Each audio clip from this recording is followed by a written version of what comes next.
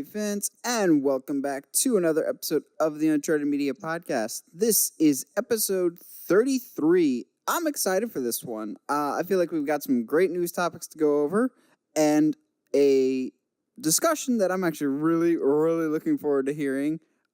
Josh doesn't know some of mine. I think he's actually going to be surprised by some of the ones that I have for our discussion later. But first, Josh, how are you doing tonight? I'm doing pretty good, man. I just got back from some wrestling training, and it was a good night, and got some new stuff in my life that have been moving and grooving. But just kind of chill. I'm happy that the ban is up for Endgame spoilers not because like, oh man, I can finally talk about it, but because legitimately some of the memes that are coming out and some of the pictures that are coming out are the best.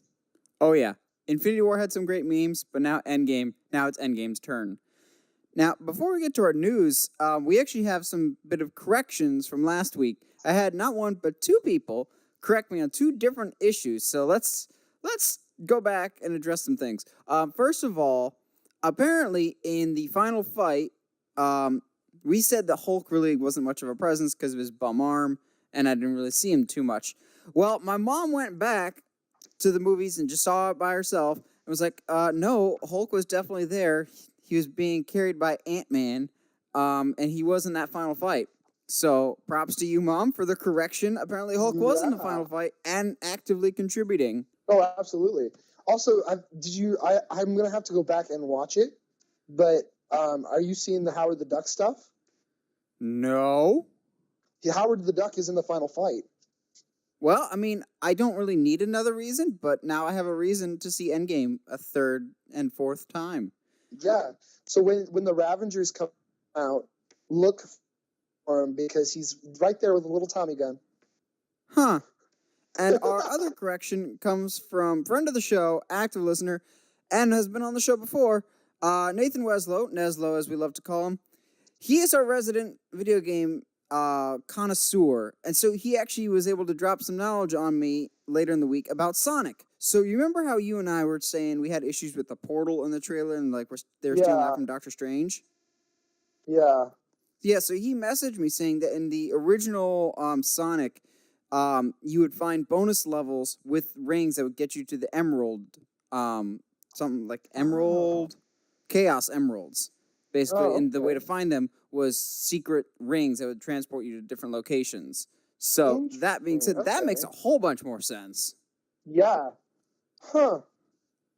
So, yeah, like we said last week, we don't know Sonic that much, but thankfully, you guys do. So, Neslo, thanks for that correction, putting us back on the straight and narrow. But yeah, I think that's about it for our corrections. I just want to get those out of the way. That'll lead us to our news discussions. First of all, yeah, we talked about Endgame spoilers being lifted. The directors of Endgame, the Russo brothers, made it very clear that, hey, guys, make sure you see it before this Monday. And now we know why, because Spider-Man Far From Home got a new trailer. And yeah, there's some major spoilers for Endgame. I love the fact that the first 5 to 10 seconds of the trailer is just Tom Holland saying, hey, don't see this trailer unless you've seen Endgame, because huge spoilers. And the irony is not lost on me that they're making Tom Holland say spoiler alert. Yo, absolutely. That's hilarious. Well, first of all, before I go into it, Josh, what did you think of the Far From Home trailer? Oh, I liked it just as much as I did the first one. There was not necessarily anything new scene-wise. Oh, I disagree. There's a lot of new scenes. Yes and no. Like, it doesn't necessarily... One big one in particular. Well, I mean, they don't show us anything more, is what I'm saying. Like, we've already seen Mysterio. We've already seen all these things, the black suit, blah, blah, blah. But the implications and the dialogue is what's new. And that is what like really brings outside of the opening scene of the trailer. Fair enough. Yeah, this trailer gets right into the spoilers real quick. So we'll drop it really quick. Spoiler alert, if you haven't seen Endgame yet, just fast forward a couple minutes to the next news topic because, yeah, we're going to be talking about some Endgame spoilers in regards to the Far From Home trailer. So right off the bat, Peter's like, oh, man, I wish Iron Man was still here. I wish he was still around, which it's going to sound weird. I like how much Peter's relying on the whole Iron Man's gone. I need to be the new Iron Man. I actually love that a whole bunch. Because as much as I love Spider-Man Homecoming, and I really think it's one of my favorite, if not my favorite Spider-Man movie, my main gripe with the movie is at times he felt too much like Iron Man Jr. with the AI in the suit, just a lot of the actions and the way that it set him up. I liked him, but at times he felt too much like Iron Man Jr. So I think going back and seeing the trailer for this now, it seems very much intentional, and it just shows a growth of like, okay, now it makes sense. With Tony not being there, he feels like he needs to be the new Iron Man, and his arc for this story will be realizing he's not meant to be Iron Man. He's meant to be Spider-Man, and I'm all on board with that type of story. Absolutely. I love that he's getting to interact with cops now, and he has like a really like genuine kid banter with them. Like, oh, yes. if I don't do my job, then what are you guys going to do, kind of thing. Yeah, and I was talking to Heather once we watched the trailer. It was like, this is yet another great example of the difference between Tom Holland's Spider-Man and Andrew Garfield's Spider-Man. I know you love Andrew Garfield's Spider-Man, but to contrast the two scenes, yeah, the trailer for this is just like, are you going to be the new Iron Man? Oh, heck no, man. I still got to have time to do your job, which is just great. In contrast to the first Amazing Spider-Man, when Spider-Man webs up that burglar and he just like more or less screams at the cop. He's like, I just did half of your job for you. Just like the tone of voice that Andrew Garfield had for that and just was condescending. This felt more like Tom Holland was treating the cops like coworkers, like they're all on the same team. And just like they're friendly. Like, I am here to help. I'm the friendly neighborhood Spider-Man. I feel that. I think part of that is the only thing I'll say about your example is in that scene, he is still coming off. He's still on his little, I've got to find the guy that killed Ben kind of shtick. But I agree. Like this, Tom Holland is winning me over slowly with this. Especially that banter and just the way, honestly, the way he is in this trailer. Yeah. I like, as much as I hate the Iron Spider suit, I like that he's depending on it so much. Like, it's more or less filling the void of Iron Man for him. Of like, well, if I don't have Iron Man, I have my Iron Man suit that he gave me before he died, type of thing. Yeah, exactly. So, which definitely begs the question: does that mean he's going to go back to the other, like regular Spider-Man suit that Tony made him, or is he going to move on to something completely different? I think so. I saw this other theory today because of naturally I dive down the rabbit hole that is fan theories. So we've seen a couple different suits in this trailer. We've seen the Iron Spider suit made by Tony. We see this like black night stealth suit. I think that's made by S.H.I.E.L.D. With Nick Fury and Maria Hill. And then we see this like red and black, like this new red and black suit. I think the red and black suit is the last suit that Tony made, like an upgraded one of the Homecoming suit, essentially. I think all those suits are cool, but not the suit that he'll have when the movie's done. Yeah, I agree. Granted, and based on the theories that you've kind of shared with me, I don't think the black suit is Peter, but you know. I'm going to shoot you down on that one later. Oh yeah? Did you go back and rewatch the trailer? Yes, and he is wearing the suit without the mask when he's in the bar talking to Mysterio. And they show him? Yes. Okay. All right. Well, maybe I missed that. Oh well. But yeah, there's a lot in this trailer, and we obviously haven't even talked about the big thing yet. One word: multiverse. So, you and I, we were talking before of, well, we like the Endgame was more or less a definitive end to a lot of characters' journeys and a definitive end to this story of the MCU. Now, what is Spider-Man going to possibly do to more or less jumpstart everything? Because it's all on him because nothing else has been announced. Multiverse. That's how. Exactly. Now, for those of you who don't know what a multiverse is essentially the Earth that you know, the universe that you know all these characters are in is just one universe of many. And there's other universes out there that are almost identical to the universe that you know and watch in the theater, except for minor changes. Like in one universe, Peter Parker is dead, and Gwen Stacy instead is Spider-Man. Or in another universe, Captain America might be evil, so on and so forth. So this opens the door for a ton of possibilities, Fantastic Four and X-Men. Oh, absolutely. Of a lot of different things to come into play. Now, you and I talked at length on Monday, just bouncing different ideas off each other. How do we think multiverse is going to tie into Mysterio, who is like the ultimate deception artist? Absolutely. So I think it started with, what if Mysterio is just lying, and with his all deception, he's kind of created this illusion to S.H.I.E.L.D.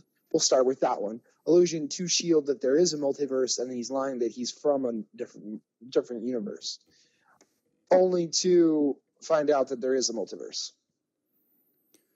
Yeah, or the one that seems pretty obvious, one of many things that could potentially happen is multiverse does exist. He's like, yeah, I was a hero on my planet, and we could have used men like you on my planet, but in reality, Mysterio is a villain on his planet, and he's going to be a villain on our planet too. Yeah, there's that one too. And there's also the theory that Nick Fury isn't Nick Fury. Yes. When I saw that, so there's a theory that I saw by one of the people that I watch on YouTube called Robert. His name is Robert Meyer Burnett. Smart dude, knows comics. He actually proposed something that I had not thought of at all, but now that I've seen it, I can't stop thinking about it. And that's the Nick Fury that we see in this movie is not Nick Fury, but is a Spider-Man character known as Chameleon, who is like, think of this any of the scenes in Mission Impossible where they have the dramatic mask taking off. That's essentially what Chameleon is especially good at, is masks, deception, espionage type stuff. Like the mask that Black Widow wore at the end of Winter Soldier. Yeah, exactly. Which is how you can bring that technology back in. Mm-hmm. Because it already exists in universe. I mean, why not, man? There's so much you can do with this. Oh. I suggest that idea to Josh that maybe the person calling Spider-Man at the beginning is the real Nick Fury saying, hey, don't trust me. There's somebody out there. And the Nick Fury that we see through most of this movie is not the real Nick Fury, but is someone pretending to be Nick Fury working alongside Mysterio to try and deceive Spider-Man, because deceiving Spider-Man is something Mysterio tends to do quite a bit. I mean, that's his sole purpose in life, so. Which, today, like literally 5 minutes before we hit record for this podcast, there's a little 30-second clip on Instagram. Josh, look up Collider video after this to see it. It's like a 30-second clip of Spider-Man meeting Mysterio / Quentin Beck for the first time. And he even calls him Mysterio. And Mysterio calls our universe, Universe 616. Interesting. Yeah. I have a lot of questions. Yeah, that would... Interesting. Okay. Because isn't like... 616 is the main one in the comics. Okay, that was going to be... I couldn't remember what the main one was, but... Yeah, 616 is the main one. Which 616, for those of you who don't know, is the main... When most people think Marvel Comics, they're thinking of 616 universe. There's multiverses in the comics, but 616 is often... This is the Earth. This is the main storyline, Earth and universe that we're talking about in Marvel Comics is the 616 universe. And actually, 616 has been mentioned a couple times in the MCU previously with, I think, something on a billboard in Thor the Dark World, but more people are going to remember Far From Home than Thor the Dark World, I have a feeling. Yeah. I just have so many questions. I like the addition of more Happy Hogan scenes, too. Yes. I think in the I can see Happy Hogan being more of a father figure to Peter than Tony ever was. A better father figure, yeah. Absolutely.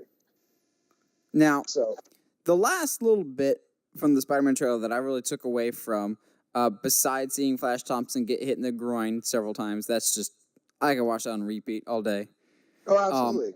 Is because I'm a very much a musically inclined person. When I see movies, I pay attention to the scores a lot for stuff. They use the Spider-Man theme a lot more for this. Like when they show the title credits, you get the do do do do do do, which was used very very lightly in Homecoming, and even in the trailers they use it very sparingly. We're getting more of that Spider-Man theme for Far From Home. So call me a conspiracy theorist, but I think that's intentional. We're getting more and more of the classic Spider-Man theme because we're getting closer and closer to him being true Spider-Man. He's getting closer to being final form, if you will. Yeah, I agree. We're getting closer to who he is, and I think this. I think, if anything, this just proves that they're going to build this next saga, the multiverse saga, or around Spider-Man, which also could indicate Secret Wars. Yes, this could easily be how you do that, of like, you trusted the Skrulls and Captain Marvel. Well, that's from that universe. What about Skrulls from a different universe? I'm very much intrigued by the concept of multiverse and how they do this. Yeah, it's going to be tricky. I think definitely, like, I read some of the interviews with the Russo brothers. They've thought through more than I think I'm giving them credit for. Yes, which is why I want them to be involved with something that we'll get to in a couple news stories. I'll give you a hint.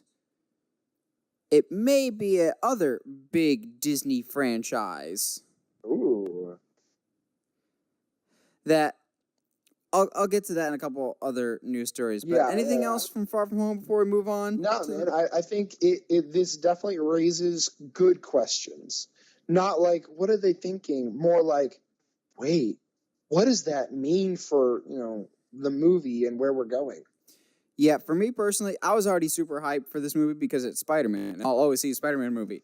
But now I'm hyped because it gets me more curious about the rest of the MCU and the direction it takes. Yeah, absolutely. Now, to shift to something a little sadder, but I was still happy to see, not necessarily happy, but just thankful to see such a warm embrace of fans just remembering the fond memories of Peter Mayhew, who unfortunately passed away last week. The man better known as Chewbacca. I didn't even know he really had any health complications other than chronic knee issues from just being such a tall guy. But he unfortunately passed away last week.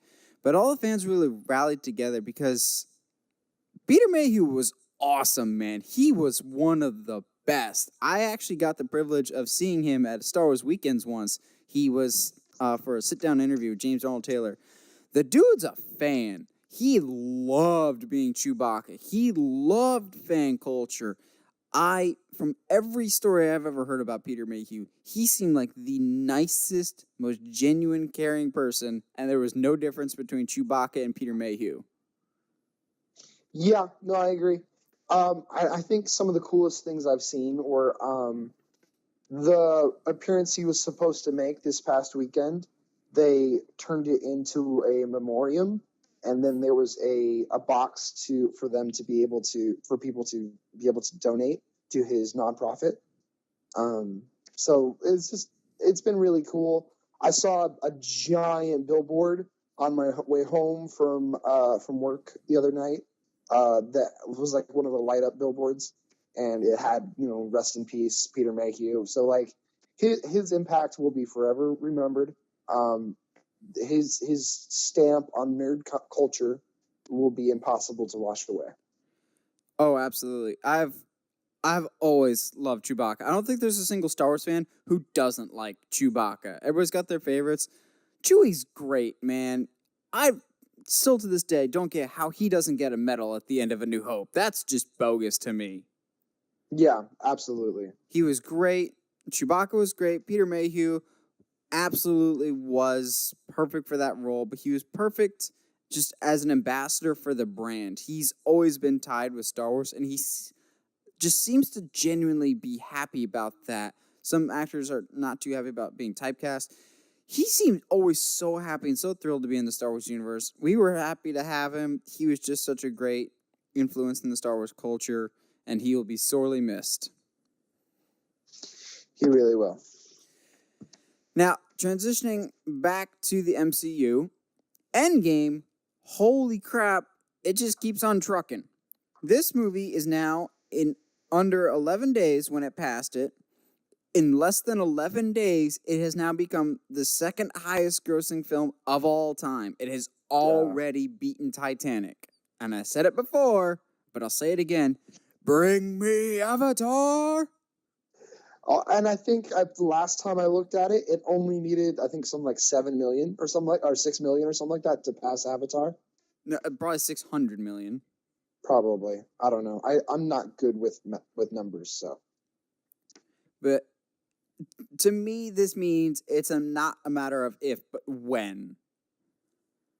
Yes. Now I the think we said it question before is, too, though. Is because has it gone? It's overseas still, right? But oh, it that's where hasn't- most of its money is coming from. Yeah, but it hasn't hit China yet, has it? Yes, it has. It broke a Okay. whole bunch of records at China, I believe. Yeah, because that's always China's always a tipping point. But Yeah, yeah, which like is fascinating because China, did okay with Infinity War, but it didn't destroy the box office. China's never like Star Wars is the one thing which I've always found fascinating. Now the question, at least for me personally, is I feel very confident it's going to break Avatar's record. Now the question for me is, will it reach 3 billion? So Avatar's like 2.7, 2.8 something. Can Endgame get 3 billion? yeah, it would be cool, dude. At least like not to be like, all right, so it's Avatar at 2.7, and then Endgame at 2.8 or something, like to really not just make more than Avatar, but to destroy Avatar. And I think there's a very good chance of that because every time all like the critics or the analysts make projections, Endgame continues to destroy them. It has high absolutely. rewatchability. You got people that loved it and are seeing it multiple times, like me, but even like casual movie fans are like, yeah, I want to see it again. Absolutely.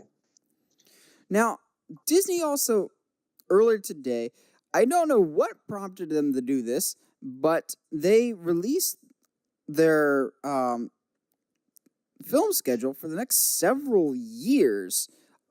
If not the names of some of the movies, but like just saying, oh, hey, we have an untitled MCU, we have an untitled Pixar, yada, yada, yada. But it wasn't just Disney. It was Disney, Pixar, MCU, Star Wars, which we'll get into, and all the Fox properties. So let me give a quick rundown of some of the ones we've got coming up, not just in 2019, but beyond. Tolkien, Aladdin, Dark Phoenix is still coming June 7th. Maleficent is coming October 18th. Frozen 2, November 22nd. Rise of Skywalker, 12/20. Christmas Day, Spies in Disguise by Fox. That's that Will Smith turns into a pigeon movie. Oh, goodness. Now, here's where it's starting to Oh. get interesting here. Valentine's Day next year, untitled Kingsman movie. So, Okay, so my questions start here. Why? And this is why when you told me, I was like, but what's the point? Why would you, especially being specific like this, why would you be like Untitled Kingsman, Untitled Pixar? Like, well, to be fair, that's not Disney making that announcement. That was already announced before the acquisition. okay, I guess. I mean, I at least didn't know about it, so It got bumped back. It was supposed to come out like later this year, I thought, but it is smart to me to bump it back. I don't know if it's a prequel or a sequel. But yes, we're getting another Kingsman. Call of the Wild a week after that. Now, here's the big one. I'm glad we finally have a release date for this because it feels like it's been in development for way too long. March 27th, 2020, the live-action Mulan. Nice to see that finally has a release date. Which is good, but same thing with the New Mutants. It's good to see that they haven't just dumped that. Are you actually looking at the notes? Yeah, I'm actually looking at the notes. Okay, because I was like, if you just happen to bring up New Mutants now of all times, that's a good coincidence because the week after is the New Mutants, which was supposed to come out like a year ago. Oh, yeah, and this movie was filmed almost 3 years ago, and apparently it's so bad that they keep going back for reshoots, and Disney and Fox don't know what to do with this movie. So they keep pushing it back more and more. So it's supposed to come out last year. It's been done. It's coming out on April 3rd, 2020. What is with this movie? And it's really unfortunate because it's, in my opinion, a really unique way to tell a mutant story. Like I can't remember the last time we had like a horror superhero movie. Like that's super smart. Yeah, if it's done well. Obviously. If it's got this much issues, I don't think it's good. Like, I don't think I've ever heard of a movie with this many issues that people are just like, just dump it somewhere and get it over with. Yeah, absolutely. May 1st, an untitled Marvel movie. I think the odds are probably it's going to be a Black Widow prequel, just because that's a movie that probably wouldn't require a ton of effects-heavy things, which would take time, considering it's more or less exactly a year away, and nothing's been announced. Unless they've got that's the other thing is I feel like they're showing their hand a little bit, and like if you've got already had stuff in your pocket, what's different now? That why would you show a little bit of your hand now? You know what I mean? Like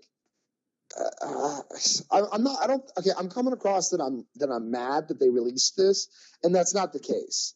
I'm confused as to why release all of this stuff. Yeah. Now this next one also, I'm super confused about. May 29th, 2020, Artemis Fowl. Wasn't that supposed to come out later this year? I'm not crazy, right? I'd have to go back and watch the trailer, but the fact that there is a trailer makes me think that it was supposed to come out like Thanksgiving-ish time, right? Yeah, I think so, actually. Because that trailer came out months ago, because you and I talked about it in our predictions video back in January. You're right. Holy crap. There's no way this movie was supposed to come out in 2020 originally. That had to have been bumped back for some reason. It had to. And to be fair, the trailer came out, and then they did, and then the merger went through, what was it, early February? It's not a merger movie. This is a straight Disney movie. What? Yeah. Oh my goodness. Okay. I told you Artemis Fowl was going to bomb. Now I'm just going to have to bump that prediction to next year because I'm even more concerned about Artemis Fowl now. Yeah, no, that concerns me as well. June 19th, 2020, Untitled Pixar. Okay. Sure. July 17th, Bob's Burgers. I'm so excited for whatever this is going to be. Is a movie for Bob's Burgers? Okay, have you ever watched the show? I have not. Bro, first of all, I think you would love it because it's very pun heavy, very dry, and it's just very much the humor that you and I banter with. Yes. Go watch it. You at least give the first season a try. Alrighty. I'll give it a shot then. The week after Bob's Burgers, Jungle Cruise. Is it just me or has Jungle Cruise been in production forever? No, I thought they just finished filming like a month ago. But I feel like The Rock has been hyping it up for like 5 or 6 years now. Well, that's because The Rock is always on, always. It always feels like The Rock has been hyping two things that I feel like will never come: him as Black Adam and Jungle Cruise. Oh, I was gonna say the tequila that he's gonna make, but A couple months later, October 9th, 2020, Death on the Nile, which is a sequel to Murder on the Orient Express. Hard pass for me. Yeah, I hated the first one. It was very passable. 11/06/2020, an Uncharted Marvel movie. This one, actually, I feel very confident about what it will be. Oh, yeah? Doctor Strange 2. Okay, I can see that. Because the first one, I believe, came out in November, so it just makes sense for this one too. to come out as well. 11/25/2020, untitled Disney animation. Oh, okay. 12/18/20, West Side Story from Fox. I believe this is the Steven Spielberg directed one. I think so. That's got Ansel Elgort as the main character. Hold up. That movie on the 23rd. Have they ever announced that? I don't know. Which one are you talking about there, Josh? I'm talking about Cruella. I think Are they really about to try to make us feel positive feelings for Cruella DeVille? I thought that was always one that they were like, yeah, it's something we've been discussing, and fans have more or less like made it like a fan thing. But I didn't think they ever officially confirmed it. I guess now it is. Yeah, that's why. That's also why, like, some of this stuff is. It's like, why is this untitled? In like, also, what's that? Because I'm skipping ahead a little bit. I'm just looking at stuff that pops out because after this point, it's a lot of untitled whatever, like Untitled Marvel, Untitled Pixar. For that one on the 9th. Untitled Indiana Jones? Yes. We've heard rumors of that for I don't know how long. They just went back for rewrites again. Well, yeah, because Crystal Skull was absolute trash. See, I think we are literally one delay away from a reboot. I can see that. If it gets delayed one more time for scripts, I think Disney's just going to say, all right, cut our losses. If we wait any longer, Harrison Ford will be 80, and we'll just have to go with somebody new. Yeah. Because honestly, if this sticks where it is, with a 2020 release date for the Indiana Jones 5, Harrison Ford will be like 75 or 76. Yeah, because I thought the whole idea was to go back and do do a live action like the Young Adventures of Indiana Jones thing. Well, they tried that with Mutt in Indiana Jones 4, and he was not well received as a character. Because he was a terrible written character. Also, Shia LaBeouf. I don't think Shia LaBeouf was the issue. I think it was the character. So the story that I've heard rumors of for Indiana Jones 5 that they're kind of keep doing reshoots for, the story doesn't sound interesting at all to me. The story is Indy is looking for a buried Nazi submarine that's filled with gold. Okay, and I'm still just going, why don't you just go with my idea of him trying to find Excalibur? I mean, yeah, because that sounds way cooler than a Nazi submarine filled with gold. I literally did a video on top 5 things I'd much rather see for an Indiana Jones movie. Excalibur, Atlantis, Pandora's Box. Yeah, that's none of that makes sense, man. I mark my words. If this gets delayed one more time due to script reshoots, whatever it is, they're just gonna start over. I wouldn't be surprised.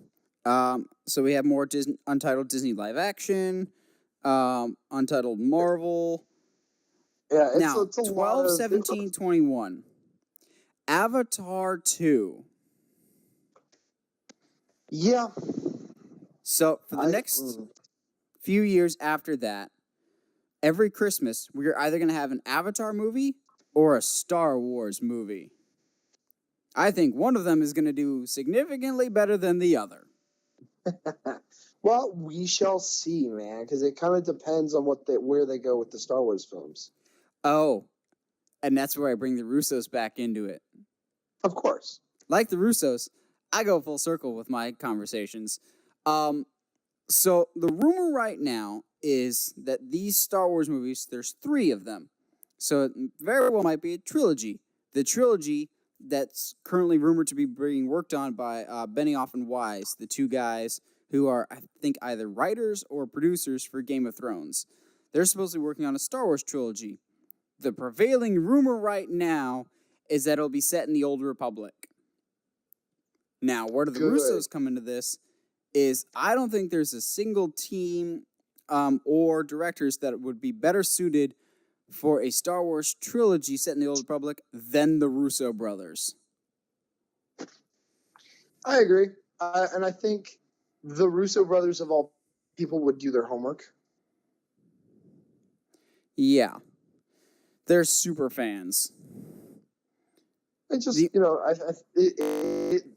an Old Republic movie or trilogy would need that kind of dedication. Yeah. And they've already proven that they know how to work with major franchises before with what they've done with Avengers. Exactly. It's not surprising, but it is saddening for me to see, is nowhere on this schedule we have these 3 untitled Star Wars slots. That's the only Star Wars slots that we have, is these 3 slots. So that's more or less, for the time being, goodbye to any Obi-Wan movies. I think the odds are ever increasing day by day that an Obi-Wan standalone movie is dead, but something Obi-Wan related on Disney Plus is a better and better chance of happening. Yeah, exactly. Which, it wouldn't be the worst thing. No. So yeah, that's more or less the big ones that are coming out over the next few years. They just kind of announced it out of the blue. But yeah, the Star Wars thing is the thing that stands out to me the most. Random Marvel slots, which I'm sure more will be added because Marvel stuff. Yeah. Well, and to their credit, we have no idea exactly where they're going. So. Multiverse. Exactly. Also, I think the thing that's popping out to me a lot too is there's a lot of Disney live action. Yes. Which is probably just more stuff from the Disney Renaissance. Yes. Make it Atlantis, dang it. I mean, they better. Or Atlantis and Treasure Planet. Oh, Treasure Planet would be awesome. Just have Joseph Gordon-Levitt come back. Why not, right? Now, something we wish wouldn't come back, but maybe when it comes back, it'll be for the better, will be Sonic. So, we talked literally last week about how terrifying he looks in this trailer. Apparently, we weren't alone. A lot of people didn't take too kindly to Sonic's designs and the overall look of Sonic and the overall trailer for the Sonic the Hedgehog movie. Well, the director has now come out and said, all right, we hear you, and we're going to do everything we can to make sure the movie's better for you guys. We're going to go back and we're going to change up Sonic's design. I see this as both a good and a bad thing. It's good because they were listening. That's a good thing. Of willing to accept feedback from your audience. Don't always cave to the fan reception, like casting somebody. That's a huge thing that you have to stick to your guns with. But changing an overall CGI character's design, that's within your power and within your means. And yes, it was not a good design. Go back to the drawing board. And they seem to be doing that. That's great. That's great that they were able to be mature enough to be like, okay, this one's on us. We're going to fix it for you guys, the fans. Yeah. I'm worried, though, that they're not going to push the release date back, and we're going to have a lot of overworked employees and a not quite completed finished product, a.k.a. Justice League. Yeah, I don't know. To be fair, I feel the fans because I've seen some of the reworks fans themselves have done, and it's way better than anything that the directors put out. So it's, I get it. It's not that hard to do, but at the same time, you've already gotten a trailer, dude. That's a lot of work already done with visual effects. To me, it feels a little late. Yeah, granted, it was their first trailer, and it is a CGI character. If it's going to be an extensive thing, just push it back for all involved, just because it'll make everything easier for you guys. Move it back to next summer if you have to, just to make life easier for you guys. Make sure you're giving us the best possible product, so it provides more benefit for you guys in the long term. Yeah, and and to be fair, with a movie like this that has a high potential to flop hard, plus, aren't they like only a few months after? No, for some reason I was going to say they're a few months after Pikachu, but Pikachu is like literally next week. Yeah, Pikachu soon.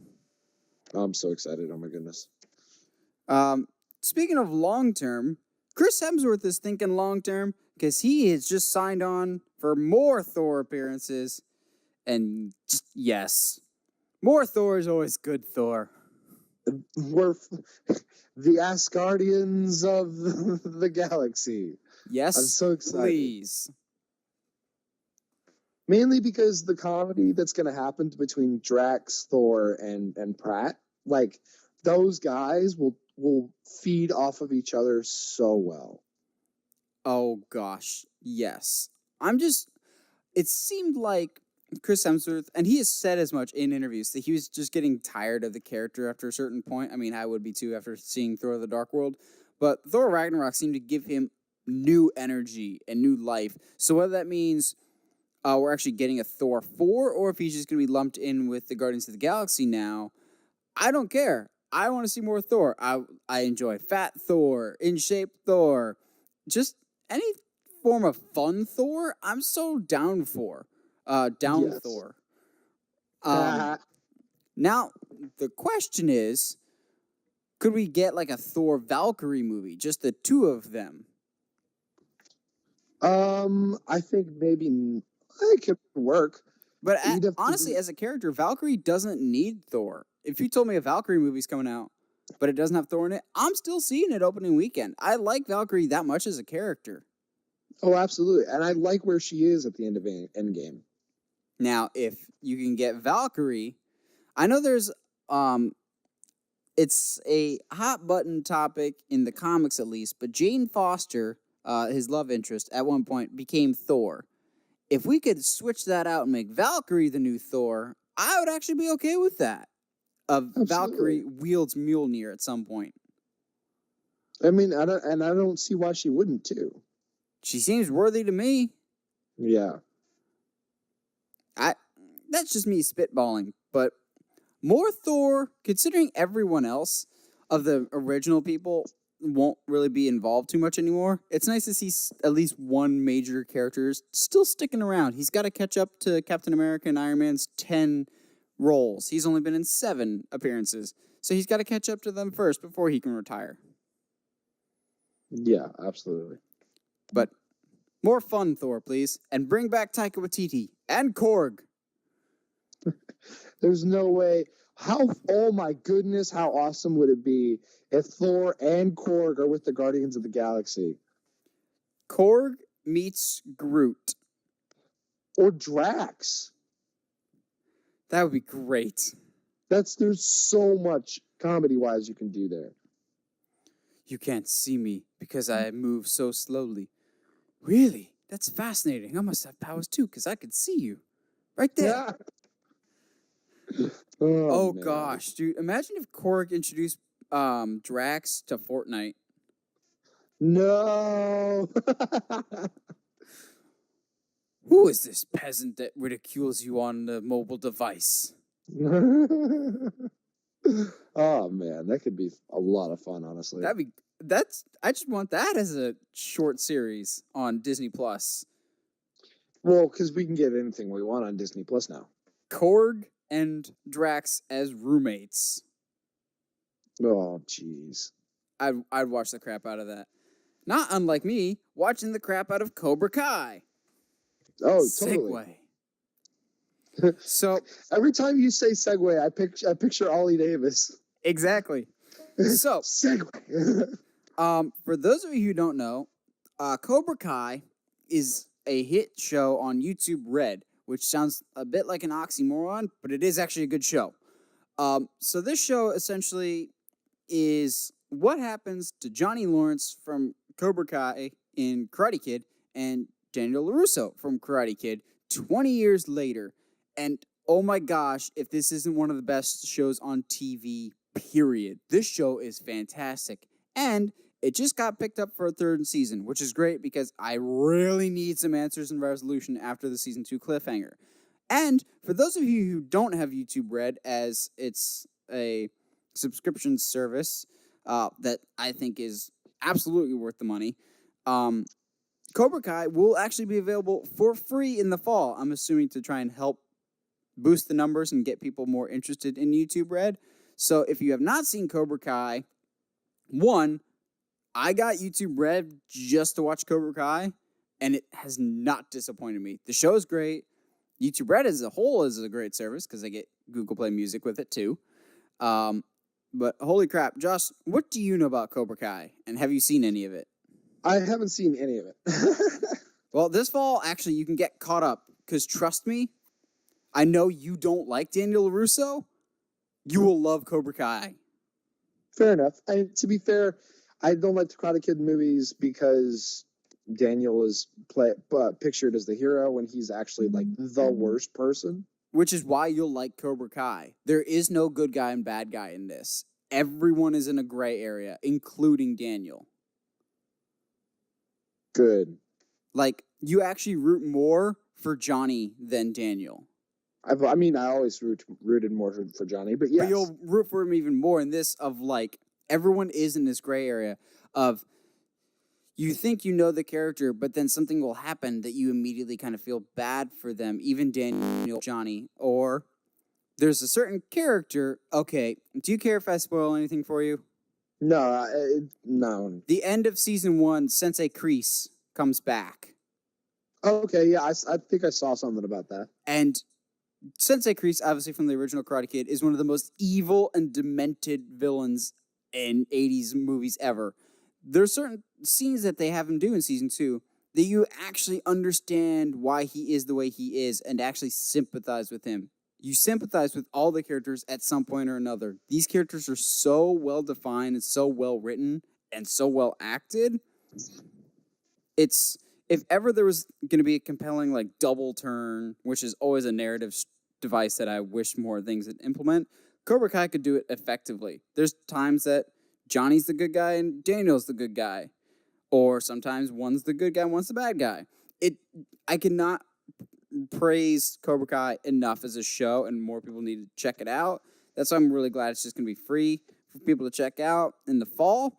I'll look up the specific dates and let you know, Josh, but I'm just happy that we're getting a season 3 because you'll find out the hard way. Oh, we need a season 3. Fair enough. That'll about do it for news topics. Josh, you got a sponsor for us this week? Yeah, man. Sponsor this week is faulty AC units, freezing up when you need them the most. Oh? I might be bitter about my AC unit that's in my room. That's cold, man. Now get out of here. Yep. Sometimes my jokes are just bad, but that's why I enjoy them. Like the movies we're going to talk about today. So for our discussion today, Josh and I, both of us individually, as I'm sure anybody that watches film, has those movies that you like.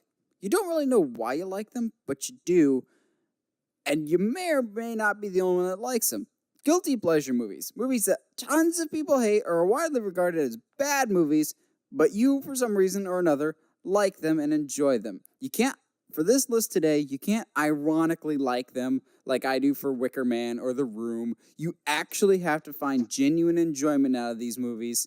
And by and large, these movies have to be considered not well liked or received by most general audiences. Fair? Yes. Fair enough. Josh, you want to go first for this one? I'm going to lump a bunch of them together for my first one. And I think you'll agree. But most Nicolas Cage movies. Dude, my first one is a Nicolas Cage movie too. It's just because I love Nick.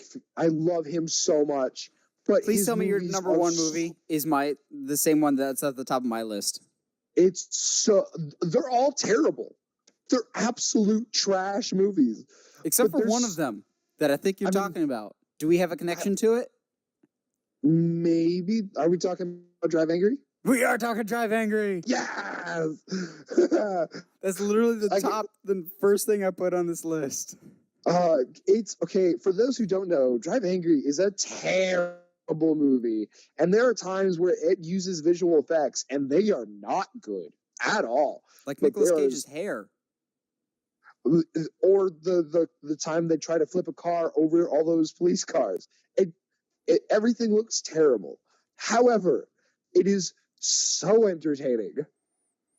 Everyone is having so much fun with this utterly ridiculous and wacky movie, and I don't even enjoy this in an ironic sense. I genuinely have a great time with Drive Angry. I really enjoy this movie. I own it on Blu-ray. I enjoy the crap out of Drive Angry.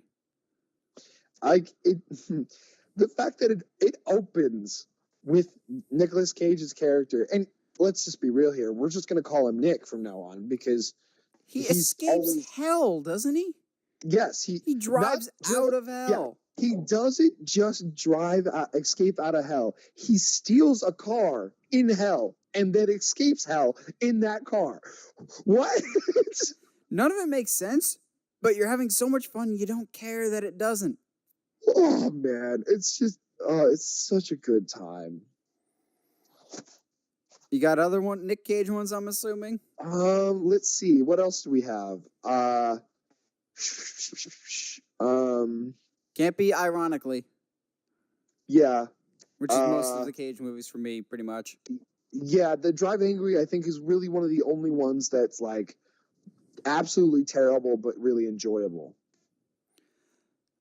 There's quite a few on my list that I don't even think you know that I enjoy or find them as my guilty pleasure movies. For me, whenever I Okay. think guilty pleasure, there's one movie that I put as immediately comes to my mind because this movie's not good. I love it, but I don't know why I love it. I just do. And no one else that I've ever met likes this movie. And that's okay. Sam Worthington's, that's worrisome, I know. Sam Worthington's Clash of the Titans. Bro, that movie. I didn't know that people didn't like that movie. I genuinely enjoy the didn't crap out know. of Clash of the Titans. I Wrath of the loved Titans is it. hot garbage, but Clash, I have so much fun with. Oh yeah, it's terrible, but it's so enjoyable. And maybe it's just the inner swords and sandals fan in me. Like I like mythology type movies. Maybe that's what it is. I just like that movie, and I don't know why. Yes, it's really good. I'm what do trying you to got think. next? I have I just had it in my brain. Daggum. Go ahead and do another movie, and then I'll see if I can remember it. Dang it! I knew I Here's should have one put these. I that knew I should have put these in the notes. here's one that I'm actually always willing to die on my sword that it is not nearly as bad as people make it out to be, including the man who starred in the film himself, Ryan Reynolds. Are you talking about Green Lantern? I am talking about Green Lantern. This movie is not that bad. Take away But the people hate bad it. I don't know CGI, why. and what are people's complaints about this movie? It's literally just comes down to the CGI. It really is. And Because honestly, Ryan like, Reynolds it's is a perfect not- Hal Jordan. Mark Strong He is a is. perfect Sinestro. Oh, I actually really like absolutely. Blake Lively as the love interest. She was a believable and actually human character who had really good chemistry with Ryan Reynolds. Shocker there. It's not that bad of a movie, and I think it became popular to hate on it and to hate it, and so as typical bandwagon people, a lot of people did. DC has far worse movies out there. Superman Quest for 4, Quest for Peace, the Absolutely. Supergirl movie, Kazam, Steel. Oh yeah. There's okay, another I got Ryan one. Reynolds movie that I'll get to later that's even more shocking that I like it, but we'll get to that bridge we'll cross that bridge when we get there. Absolutely. So, this is can we count B level films? Yes. Okay. So I enjoyed the absolute nonsense out of Zombievers. Zombievers? Bro. Dude, I've never even Okay. heard of this movie. Okay. First of all, I'm pretty sure it's still on Netflix, so go watch it. Second of all, the zombie beavers are most definitely hand puppets. Like there are shots you can see the arm, okay? But it's so hilarious to watch these teenagers overact to a hand puppet, and it just gets me every time. None of it's scary, but it's so funny. This just sounds so random. Like, you're not even saying it in an ironic way. You, like, actually genuinely enjoy this movie. Oh, totally. There's been times I put it on for fun because I need a good laugh. Wow. You got any others? Because I got Um, one I'll that I'm come up with on the something, fence if it's a guilty pleasure or not. Okay. So, it's not hyperbole to say that I have been defending this movie for 25... no, I don't think 25 years.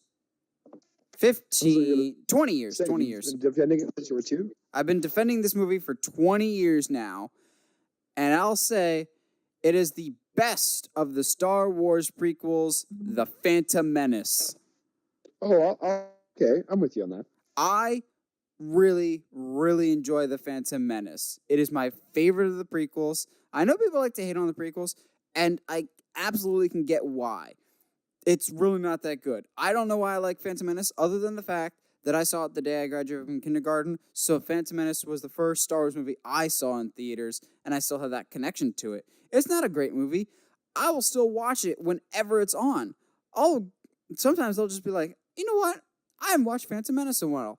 It doesn't make sense, but I want to watch it because I enjoy Phantom Menace. I enjoy Obi-Wan. I enjoy Qui-Gon. I love the Duel of the Fates scene. At the time when I was a kid, I didn't mind Anakin. I still, to this day, don't get all the hatred for Anakin. I really don't. I don't think Phantom Menace is nearly as bad as people have made it out to be. Is it as good as the original trilogy? Absolutely not. But if it wasn't a Star Wars movie, I think people would like it a lot more.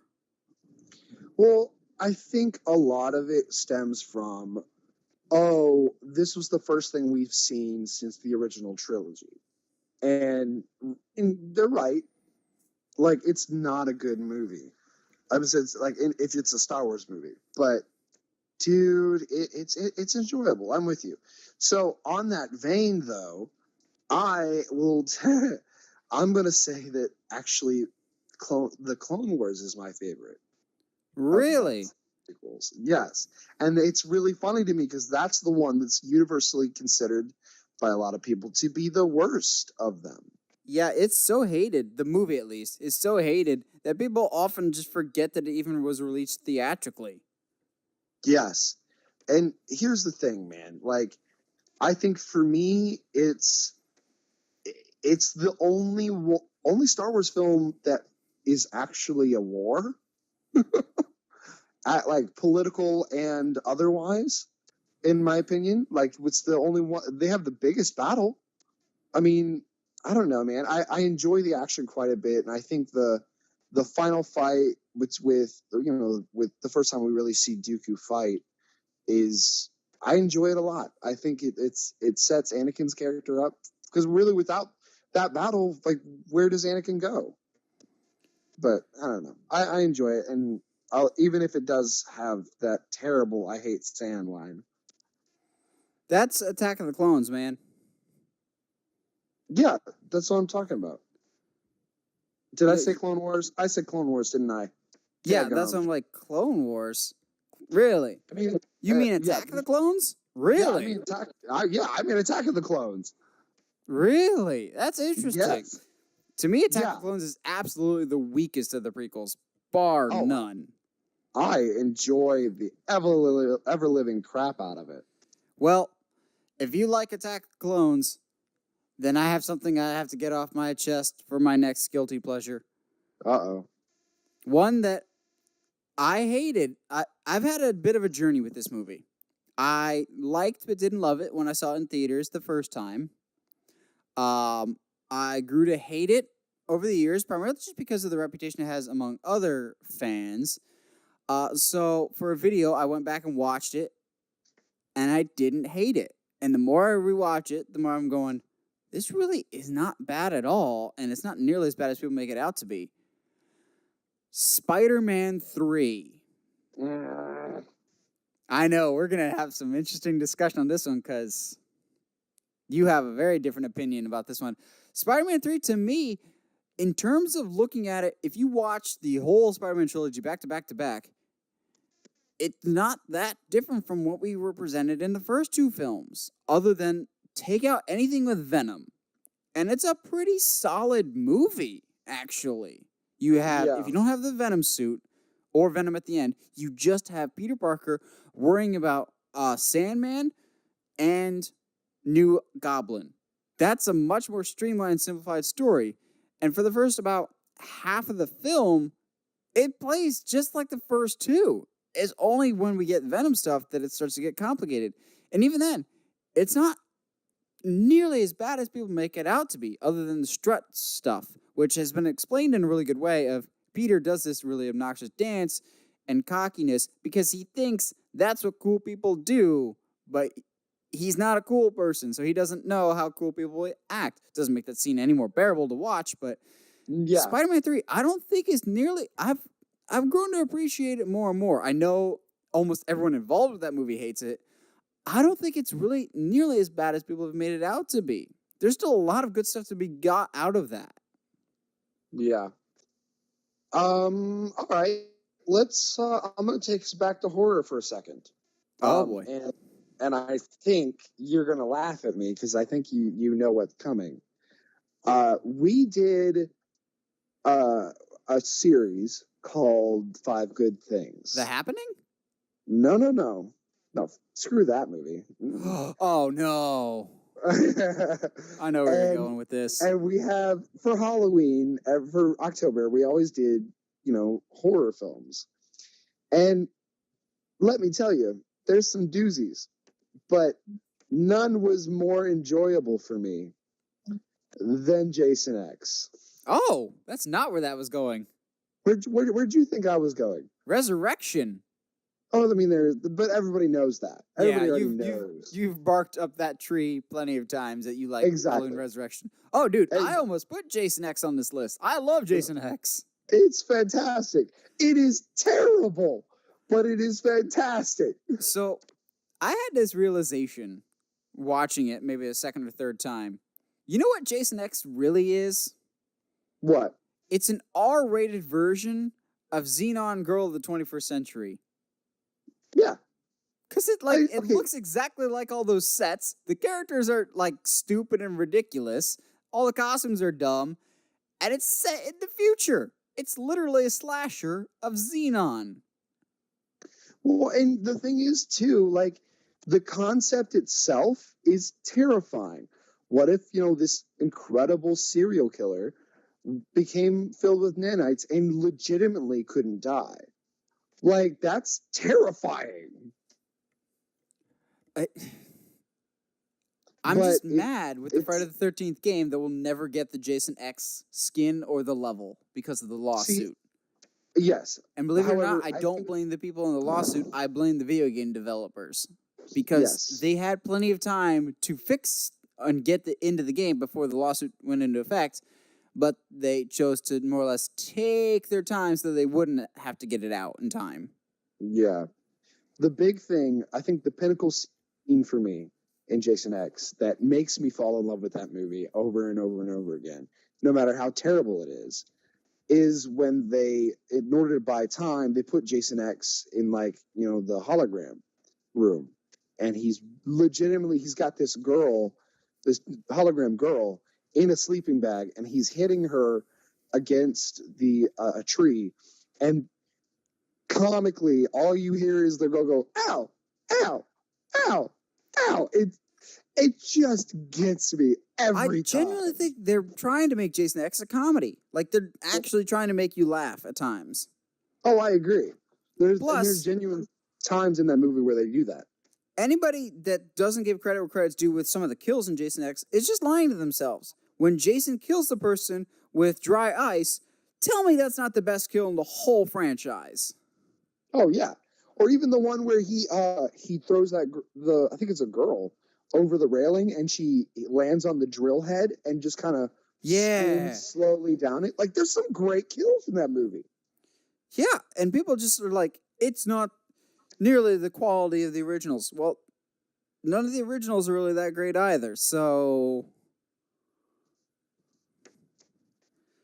now I have 2 comedies on my list that may even surprise Josh, because I don't know if we've ever talked about my love for these. But first, before I say these 2 movies, I gotta preface this by saying, normally I hate dumb comedies. Like, I, for the life of me, can't stand Napoleon Dynamite. I think that movie's ridiculous. I don't laugh, like, ever. I never understood the appeal of Napoleon Dynamite. I never found it funny.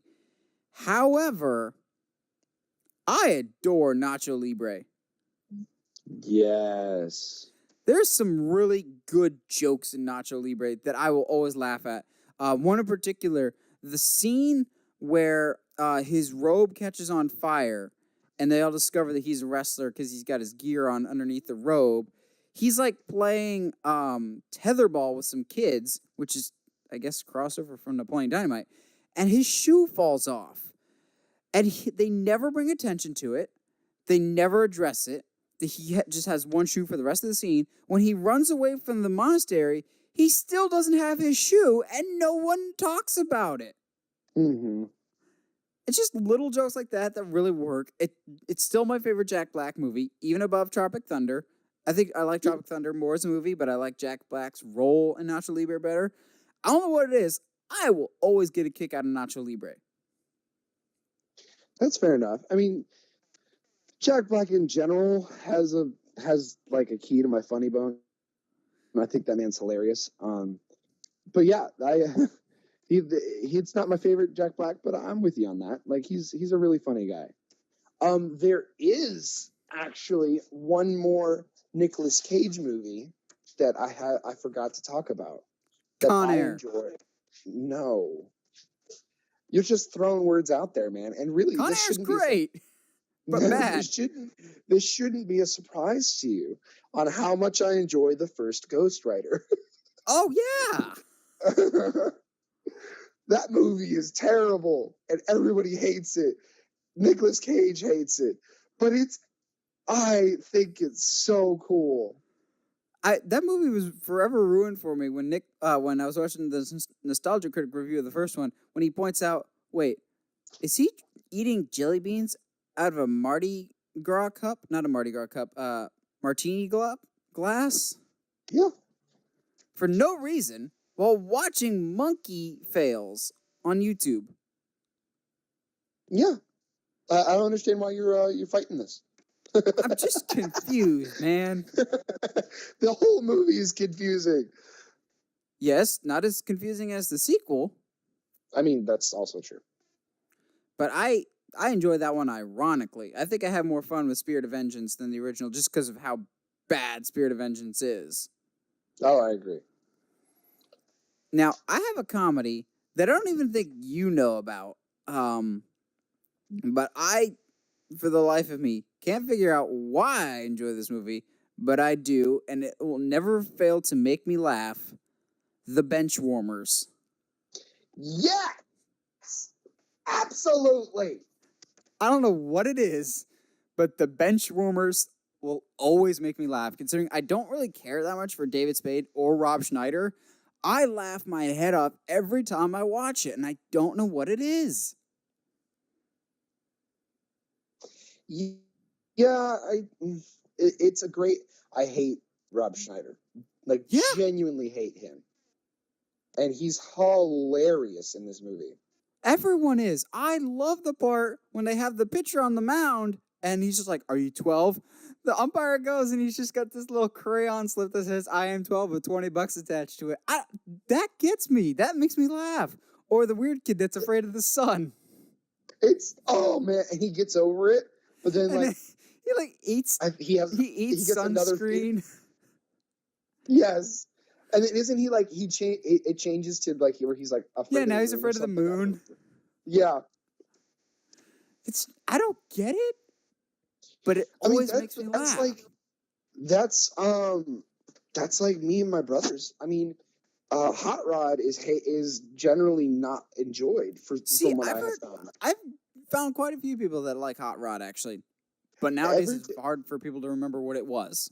Exactly. But like, and generally speaking, people that are older than me that were, old enough to see movies when they came out, when I bring it up, they don't like Hot Rod. And that movie, between me and my four brothers, has single-handedly brought us together humor-wise.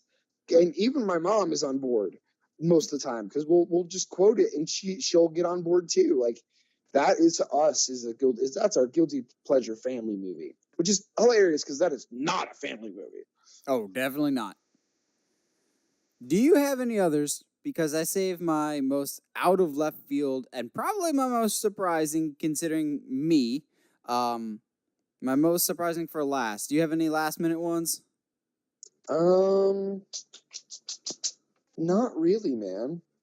So I talked earlier about Green Lantern and Ryan Reynolds would appear later on this list.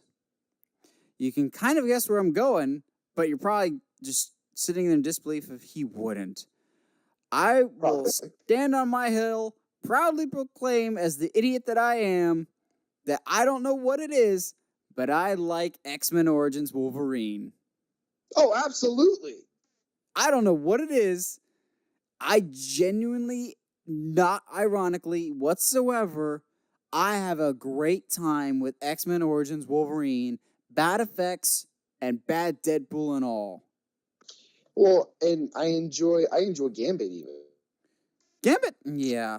Which that's something we forgot to mention with the schedule. The Gambit movie has officially been dropped from the schedule. Yeah, which is probably for the best. Yeah. Right now. But yeah, no, in all sincerity, I don't know what it is. By all comic book movie logic, I should hate X-Men Origins Wolverine for how much it strays from the source material, how bad of a film it is, how much they botched Deadpool. Up until the finale when they fight Deadpool, I really didn't mind it that much. And at the time, I didn't get what all the hatred was about for this movie. I still, to this day, can watch it, and I don't think it's the worst X-Men movie. We have X3. We have X-Men Apocalypse. For me personally, I know I'm absolutely in the minority. I still can find quite a bit of enjoyment in X-Men Origins Wolverine. I don't know what it is, but I do. It's incredibly entertaining, honestly. Yeah, maybe that's it. Like, I mean, there's you get all of these moments that really up until that point we never thought we would get with Wolverine. We got a actually pretty decent Sabretooth. We like it felt it was the origin story we never thought we would get. In all honesty, I would much rather watch, and I know this is gonna cause some controversy, I would rather watch X-Men Origins Wolverine than The Wolverine. Because at least with X-Men Origins Wolverine, you remember stuff from it. You remember the Sabretooth fight. As bad as it was, you remember the Deadpool fight. I genuinely can't remember that much about the Wolverine. You know what? I'm on board with you on that. It was, I'm sure, by all standards, it's a better movie. I don't remember anything about it. Yeah, I agree. It was just kind of there because they didn't want to go all out and make it R, which is funny, all things considering, with Logan now being a thing.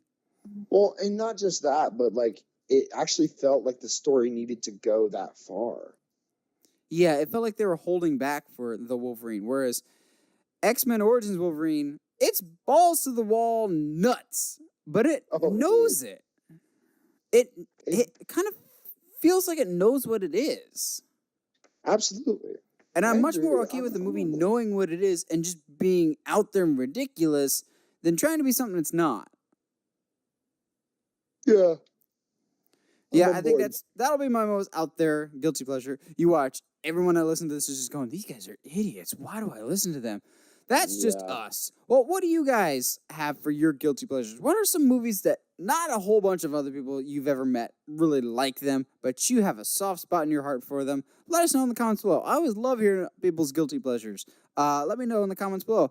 And as always, if you like what you hear and you want to hear more, check us out on either Google Play, Google Podcasts, or iTunes with something coming down the pike, maybe in time for next week's episode. We'll stay tuned for that one. We'll keep you updated. And be sure to check us out on the main Uncharted Media YouTube channel. And as always, stay sharp, movie guys and gals.